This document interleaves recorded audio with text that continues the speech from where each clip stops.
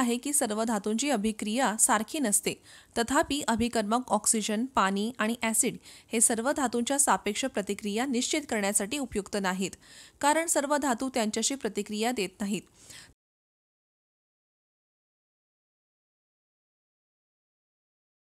तर आज आपण रिॲक्टिव्हिटी सिरीजबद्दल जाणून घेऊ.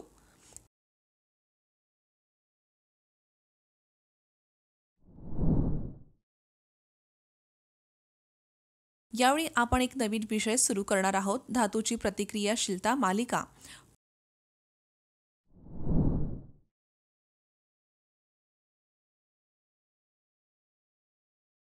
पुढील विषयात प्रवेश करण्यापूर्वी मागील विषयाची उजळणी करूया. पारा आणि गॅलियम खोलीच्या तापमानावर द्रव अवस्थेत अस्तित्वात आहेत. नॉन मेटल ब्रोमिन जे द्रव अवस्थेत असते. लवचिकता ही अशी गुणधर्म आहे ज्याद्वारे धातू पातळ वायरमध्ये काढता येते आणि धातूला पातळ शीटमध्ये मारल्यावर त्याला निंदणीय म्हणतात.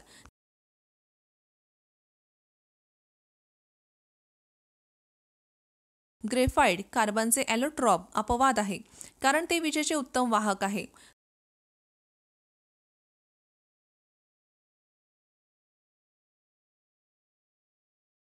सोडियम आणि पोटॅशियम धातू पाण्यावर वेगाने आणि जोमदारपणे प्रतिक्रिया देतात आणि हायड्रोजन वायू मुक्त करतात.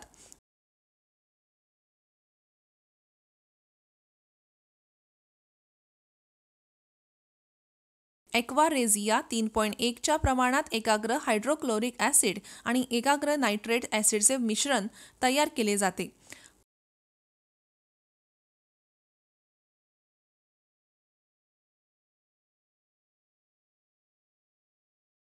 परिणाम: धातूची प्रतिक्रियाशीलता मालिका.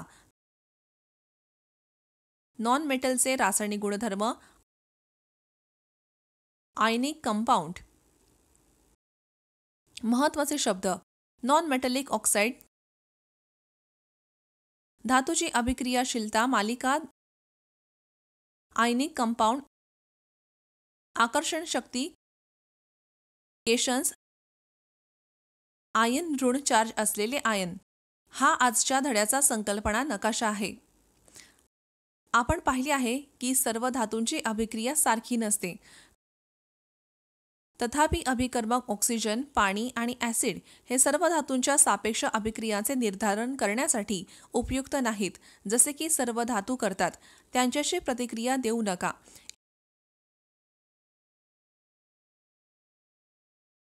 इतर धातूंच्या क्षारांच्या द्रावणासह धातूंची विस्थापन प्रतिक्रिया हा उद्देश पूर्ण करते.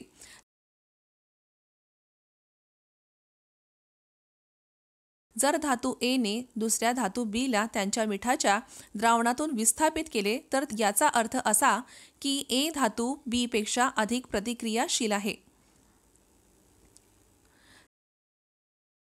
स्वच्छ तांब्याची तार आणि स्वच्छ लोखंडी खिळे घ्या. तांब्याची तार फेरस सल्फेटच्या द्रावणात आणि लोखंडी खिळे कॉपर सल्फेटच्या द्रावणात बुडवा.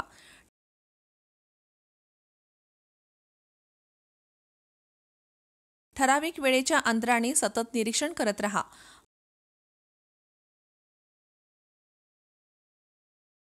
मागील क्रियाकल्पांमध्ये लोहाने तांबे सल्फेटमधून विस्थापित केले आहे. याचा अर्थ तांब्यापेक्षा धातूचे लोह अधिक प्रतिक्रियाशील असते.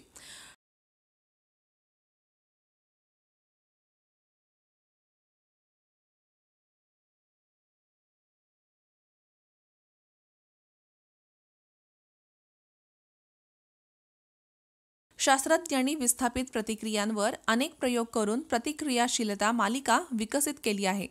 अभिक्रियाशीलतेच्या वाढत्या किंवा कमी होत असलेल्या क्रमाने धातूच्या व्यवस्थेला धातूची अभिक्रियाशीलता मालिका म्हणतात.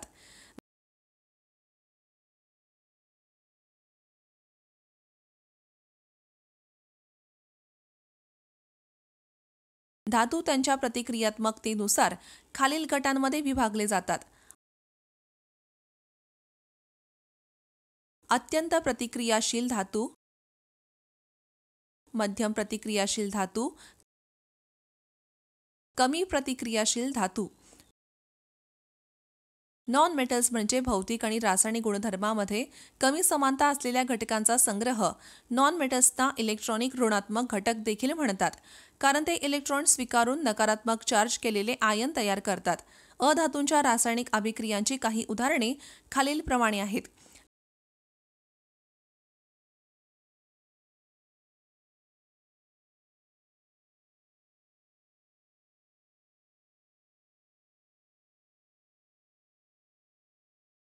साधारणपणे नॉन मेटल्स ऑक्सिजनसह एकत्रित होऊन आम्लीय ऑक्साईड तयार करतात.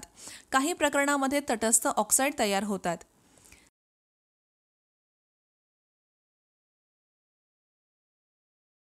सामान्यतः हॅलोजन वगळता गैरधातू पाण्यावर प्रतिक्रिया देत नाही. उदाहरणार्थ, पाण्यात विरघळल्यावर क्लोरीन पुढील प्रतिक्रिया देते.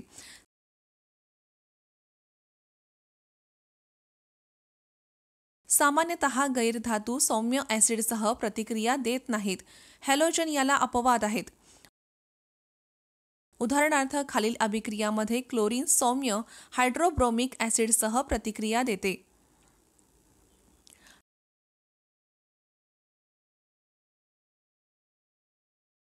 नॉन मेटल्स काही विशिष्ट परिस्थितीत हायड्रोजनवर प्रतिक्रिया देतात, जसे की योग्य तापमान, दाब, उत्प्रेरकांचा वापर इत्यादी.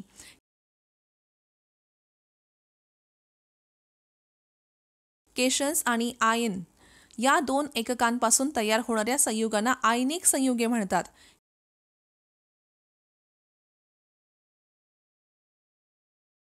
केशन आणि आयन विरुद्ध चार्ज होत असल्याने त्यांच्यामध्ये इलेक्ट्रॉनिक स्टॅटिक आकर्षण शक्ती असते. तुम्हाला माहिती आहे की केशन आणि आयनमधील आकर्षणाच्या या शक्तीला आयनिक बंध म्हणतात.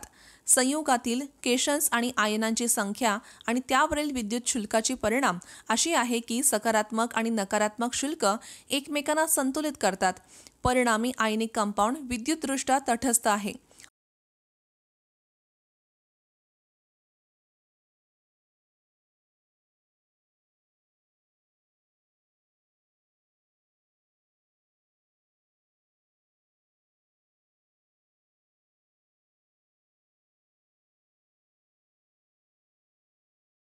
आयनिक संयुगे स्फटिक आहेत. क्रिस्टलीय पदार्थांच्या सर्व कणांच्या पृष्ठभागांना एक निश्चित आकार असतो आणि ते गुळगुळीत आणि चमकदार असतात.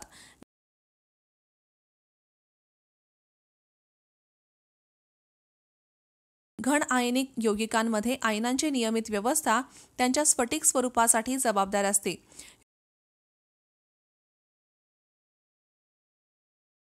वेगवेगळ्या आयनिक यौगिकांमध्ये आयनांची मांडणी वेगळी असते आणि त्यामुळे त्यांच्या स्फटिकांचे आकार वेगळे असतात.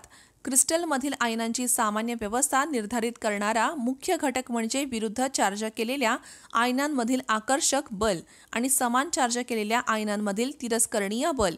यामुळे सामान्य स्फटिकीय संरचनेत धन आयनाभोवती ऋण आयन आणि धन आयन नकारात्मक आयनाभोवती व्यवस्था केलेले असतात.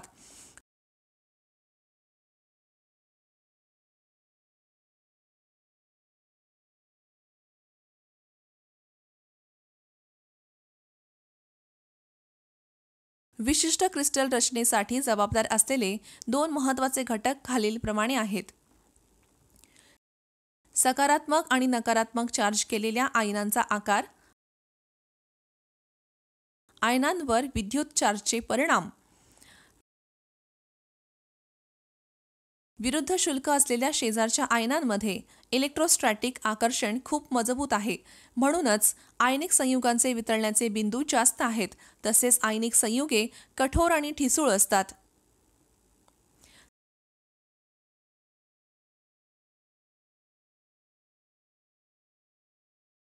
सकारात्मक आणि नकारात्मक चार्ज केलेल्या आयनांमधील आकर्षक शक्ती मजबूत असते. म्हणून आयनिक संयुगे घन अवस्थेत अस्तित्वात आहेत आणि कठोर आहेत. आयनिक यौगिकांमध्ये आकर्षणाची आंतरआण्विक शक्ती जास्त असते आणि त्यावर मात करण्यासाठी मोठ्या ऊर्जेची आवश्यकता असते. म्हणून आयनिक संयुगांचे वितळणे आणि उकळण्याचे बिंदू जास्त आहेत. आयनिक संयुगे पाण्यात विरघळणारी असतात. याचे कारण असे आहे की पाण्याचे रेणू पृथक्करण प्रक्रियेद्वारे विभक्त केलेल्या आयनांच्या सभोवताल एक विशिष्ट पद्धतीने दिशा देतात. याचा परिणाम म्हणून मूळ आंतरआण्विक आकर्षणाच्या जागी आयन आणि आसपासच्या पाण्याच्या रेणूमध्ये आकर्षणाची एक नवीन शक्ती प्रस्थापित होते आणि आयनिक संयुगेचे जलीय द्रावण तयार होतात. केरोसिन आणि पेट्रोल सारख्या सॉल्व्हेंट्समध्ये आयनिक संयुगे मात्र अघुलनशील असतात. याचे कारण असे की या सॉल्व्हेंट्समध्ये पाण्याप्रमाणे नवीन आकर्षक शक्ती स्थापित केली जाऊ शकत नाही.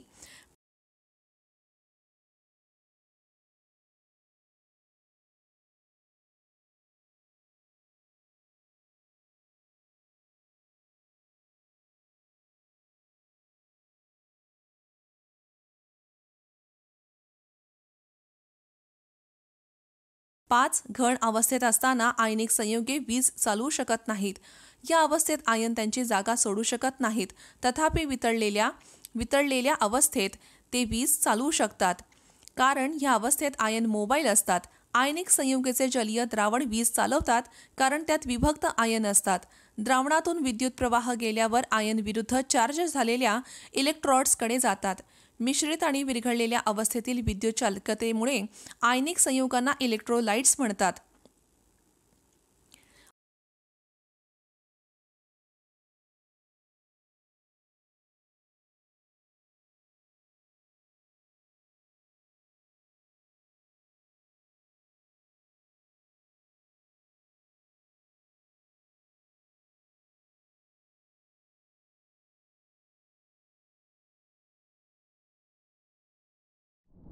आज तुम्ही काय शिकलात?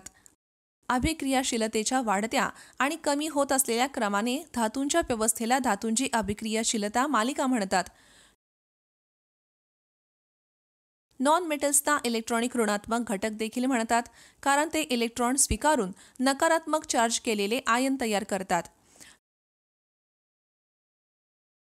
नॉन मेटॅलिक ऑक्साइड्स आम्लीय असतात.